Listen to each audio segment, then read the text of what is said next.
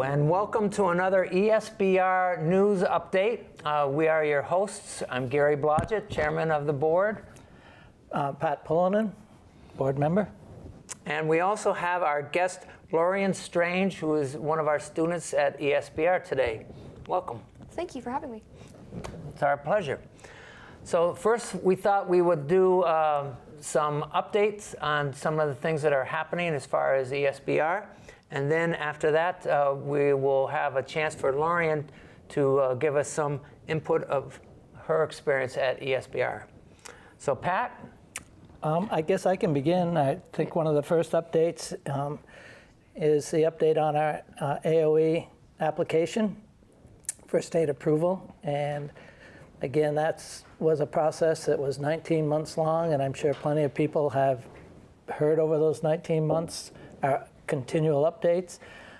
We finally reached a point in the process where we sat with a subcommittee which reviewed our application. And that application was a result of a site visit, and the site visit was the recommendation not to approve us as a school to the state of Vermont. So basically in the process, we were directed to start over again.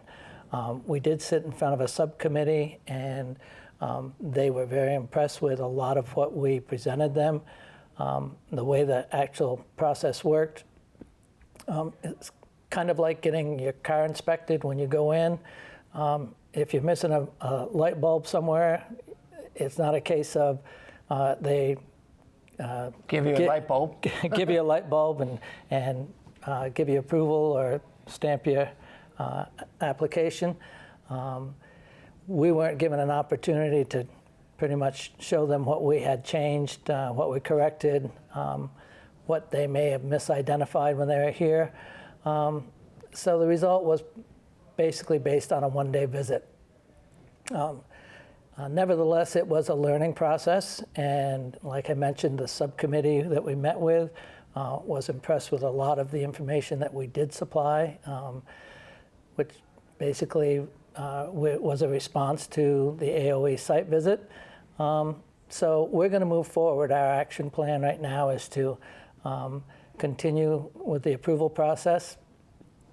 We've had an opportunity to consult with some outside sources that are going to continue to help us through the process. And I think we all feel pretty good about that.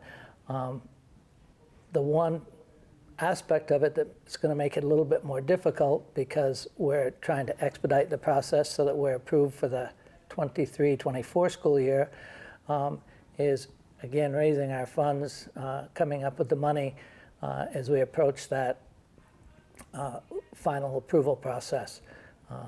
And that kind of segues into something that I'm sure some people will hear about, because we have taken out a petition to add a special article on town meeting asking for $75,000 from taxpayers. It wasn't a decision that the board made easily. It's not the direction we want to go to, but we are in need of the funding as we approach the end of our school approval process. And it's a one-time. It is a one-time ask. Basically, what it results in is $75,000 ask. If you have a home that's valued at $300,000, we would be asking the taxpayer to pay $15 additional that would help support us. So, And that gets spread out. Oh yes, throughout the tax rolls, and can raise that $75,000 for one time for the school. Correct. And to help the students that are currently going to the... Absolutely. We're at a point through that fundraising that we want to make sure that we can be prepared to offer, obviously, the opening of school next year. So that money would actually go towards the funding operation expense for next year. With or without the state approval? That's correct. Right. If we don't have right. approval, we would continue to run as we do now. That's right. As a, I always get stuck on the word. So do you. Accepted. No. not approved, but recognized. Yeah. That's the word, recognized. So the thing that I also got out of the subcommittee meeting was that, as you had mentioned, that the chairman of the subcommittee was very impressed with a number of the things that was going on and had recognized that this process took way, way too long. It was supposed to take just a few months. It took 19 months. They could have, at any time, sent us the things that they thought were deficient, but they held on to that until we had our certificate of occupancy, which was delayed because of all sorts of COVID reasons, getting supplies of doors and things like that. And they could have done that. We could have even reapplied, but they delayed it, and that was what was frustrating to me. And I think the chairman and the other members of that subcommittee recognized that and encouraged us, and he felt, his words were, he would hope that the AOE process would go much faster with our reapplying this time. Yep. So that special article on is going to be at the town meeting. I believe that's the first Monday of March. Correct. And that would help us. We'll continue with our fundraising too. Yep. We have some other things that are in the works that you'll hear more about in the coming months. But let's go on to our guest. I'm just going to add we'd appreciate our support. And if anyone really has questions regarding that special article, you're welcome to reach out to Gary or myself or other board members if you know them. We'd be happy to answer your questions. Yes, anytime.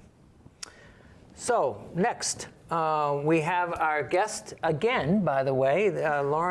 Lorien has been with us before. She participated last year in some writing activities that she was an award winner on. And she also was in plays and sang at the graduation this fall.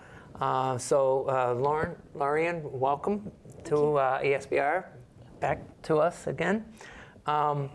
We'd like to ask you about, you have a unique status at the school, a little different. You don't come to school every day. Tell us about how ESBR has been meeting your needs as far as a student. Mostly I'm a homeschooled student. I get most of my education online through companies such as Oak Meadow and Royal Fire Express. With ESBR, I've been able to reach out and really be a part of the community in ways that would not be possible if I was just a homeschooled student. I am able to write press releases for events that have happened at ESBR, and that supports my ambition of being a journalist one day. And I've also been able to connect socially with the community, and I have several friends here now, and I would not have that interaction had I been just homeschooled. So ESBR has been wonderful for me, both academically and socially, and I'm very grateful that it is here, and I hope that it will continue to be here. So you don't find that it's awkward meeting with the other students? You feel comfortable blending right in? And it's a little awkward, but that's all teenage social interactions. Yeah. So, right, understood. Yes. But you're able to come in and go out depending on some of the activities. Tell us some of the activities that you've done besides the journal writing. You've also participated in the skiing and yes, sir. The science activity. Recently you participated in... Why doesn't she tell you, Gary? Yeah, the science activity, right? Yes, sir. Last week when the New Hampshire Academy of Sciences visited us, I was able to participate in those demonstrations and learn more about STEM careers and how those will relate to my personal ambitions. I learned a little bit more about science journalism, which was interesting. And then some things that I'd seen in previous science courses that I'd taken independently, I was able to ask questions directly and understand those concepts more fully.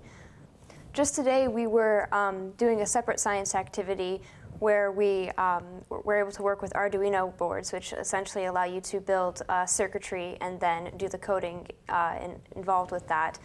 And it's wonderful because I've always been interested in computer science, though I don't think I want to pursue it as a career. But it was wonderful to get more experience with that and to actually see the hardware that's involved with some of the software and the coding is beneficial because it allows me to Pretty much go full circle with it, right? Yep. Yeah. So, now, is that something that just you participate in, or as far as the school, what level of students participate in that? I think almost everyone was there today. Yep. So it was wonderful because it was an entire school activity. Right. And there are a lot of activities that are cross-grade level that everyone participates in, right? Yes, sir. Yep. Yeah. There isn't a big social or academic distinction between the grade levels. Of course, everyone is being taught what they need to be taught in order to Right. meet certain benchmarks. Yep. But our educational experiences are tailored to our passions and what we need to support our careers. So is there an evaluation that comes through this as far as the work that you do? Proficiency-based or? Yes, sir. At the end Yep. of the year, Ms. Kendra sits down. Ms. Kendra is the, what is she? Head of school. Head of school? Yep. She sits down with each of us individually, and we talk about what activities we've done during the year and what we've learned from each of them, and she helps us compile a transcript, Yeah. proficiency-based Great. transcript. That's great. You had mentioned the New Hampshire Academy of Science.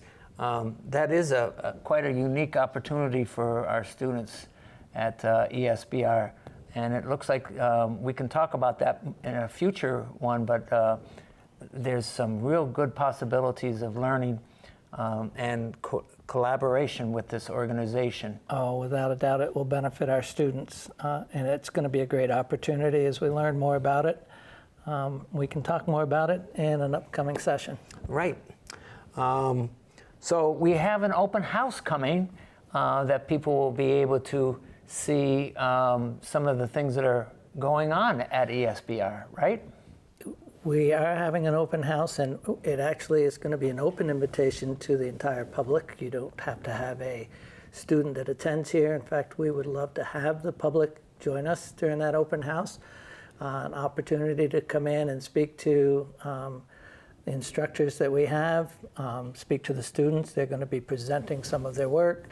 I think they'll also, some of their projects also will be available for review.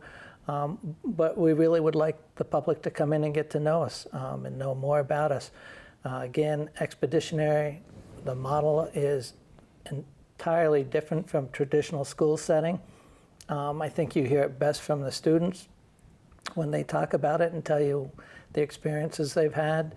And I guess one of the things as we went through our preparation for the AOE, we had a chance to speak to a lot of the parents.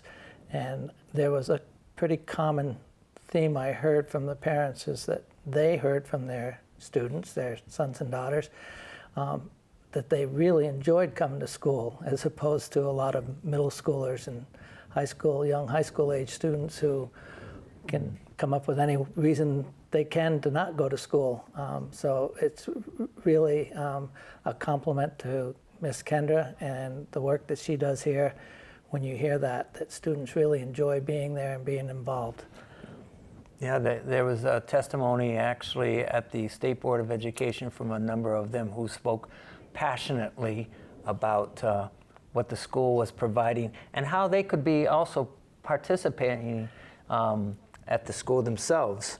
And that's huge, and I know that from my experiences with education as a teacher and then as a parent as well, you go through the elementary school years and parents seem to be very, very involved. Then the comment you used to always hear was once they got to middle school, the parents were never involved, and you probably can speak to that as well, being a middle school teacher at one time.